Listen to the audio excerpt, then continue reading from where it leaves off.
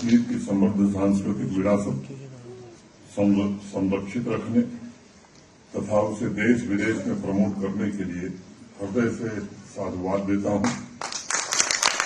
विभिन्न विधाओं, चाहे वो लोक संगीत हो, डांस हो, थिएटर हो, हर एक विधा के माध्यम से आप सबने यहाँ की प्राचीन सांस्कृतिक परंपरा को सहेज कर रखने में सहयोग किया है। इसके लिए केवल जम्मू कश्मीर नहीं बल्कि पूरा हिंदुस्तान आपका आभारी रहेगा। अगर आप कला और संगीत के परिप्रेक्ष्य में देखें तो वैदिक काल से हमारी जीवन शैली उसी के इर्द गिर्द घूमती रही है। वैदिक साहित्य में तो ये पूरी तरह स्पष्ट है कि विविधता में एकता का स्वरूप धारण किया हुआ भारतवर्ष कला और कलाकारों की ही भूमि रही है। मैं तो मानता हूं कि भारतवर्ष की जीवंतता अपने आप में संगीतमय है और कला के विभिन्न रूप इसका सहज स्वभाव है। सचमुच में अगर आप कश्मीर से कन्याकुमारी तक पूरे समाज को देखें और उसमें रची बसी विविधता पर नजर डालें तो एक बात स्पष्ट रूप से समझ में आती है कि समाज की यह जीवंतता और हमारी संस्कृति और कला के विभिन्न स्वरूप एकता के सूत्र का काम करते हैं।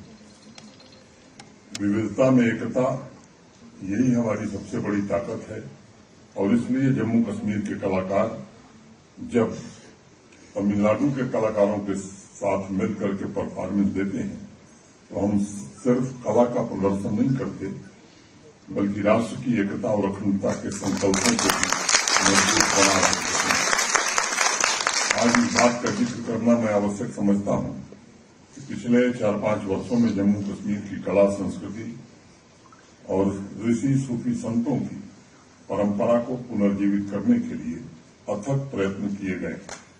मुझे इस बात की प्रसन्नता है कि इस अभियान में कंधे से कंधा मिलाकर जहां हमारी अकादमी ने काम किया है वहीं जम्मू कश्मीर आर्टिस्ट एसोसिएशन के हमारे साथी भी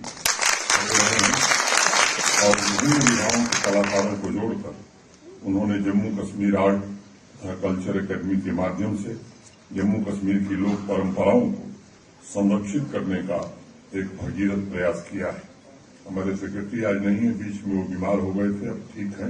मैं ईश्वर से उनके उत्तम स्वास्थ्य की प्रार्थना करता हूं और ये बात मैं कहना चाहता पिछले 3 वर्षों में भरत सिंह मनहास ने और जब से पूरे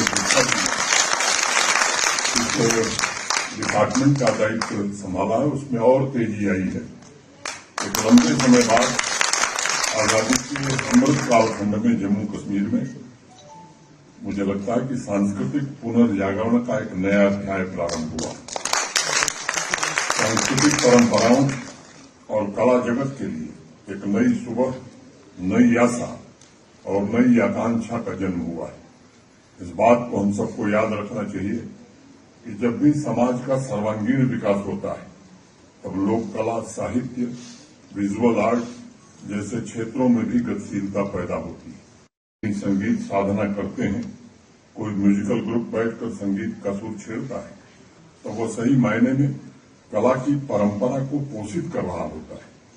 आज जब दूर दराज के इलाकों में भी मुशायरा, सेमिनार, लिटरेरी कॉन्फ्रेंस, सामे गजल जैसे अनेक कार्यक्रमों को आयोजित किया जाता है तो निश्चित रूप से उससे जीवंतता हमारी आगे बढ़ती है। आज ग्रामीण कलाकारों की प्रतिभा को मंच प्रदान करने की कोशिश हो रही है। जगह जगह लोक उत्सव आयोजित किए जा रहे हैं। कव्वाली हो, क्लासिकल म्यूजिक हो, सूफी म्यूजिकल के कार्यक्रम हो, ये कलाकारों के एक दूसरे के साथ अनुभव कला की बारीकियों को समझने में मदद कर रहे हैं।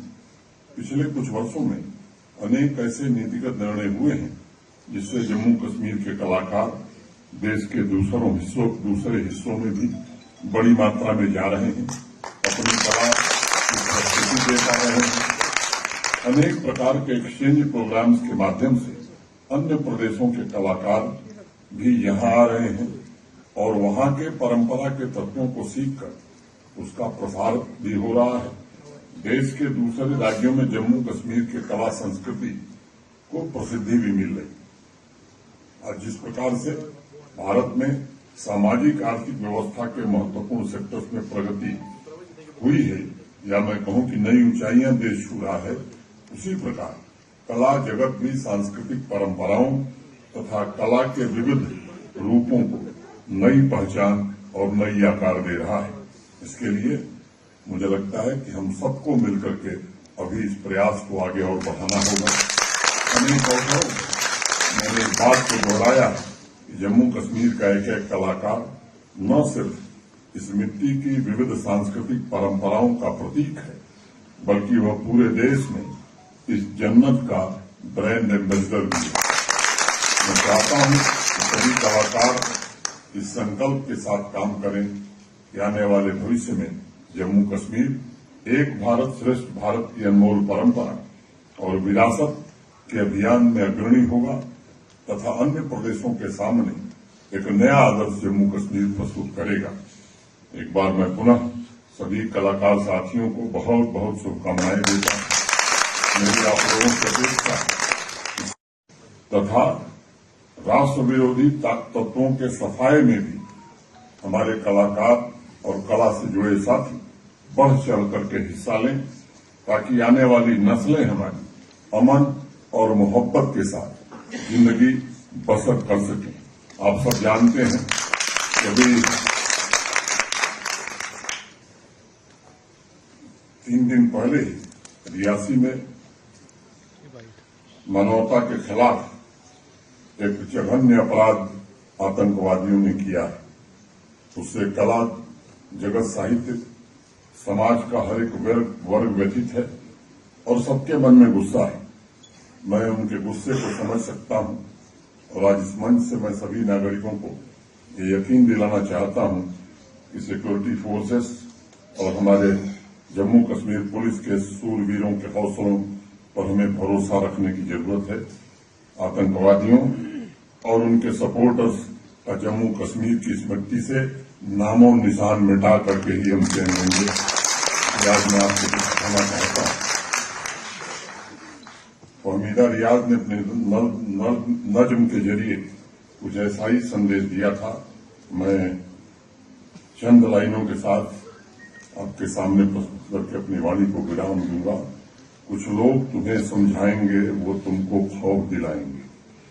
कुछ लोग तुम्हें समझाएंगे, वो तुमको खौफ दिलाएंगे। जो है वो भी हो सकता है, इस राह में रहजन है इतनी,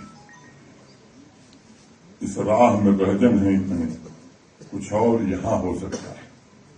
अरे कुछ और तो अक्सर होता है, पर तुम जिस लम्हे में जिंदा हो, वो लम्हा तुमसे जिंदा है। ये वक्त नहीं फिर आएगा, तुम अपनी करनी कर गुजरो, जो होगा देखा जाएगा।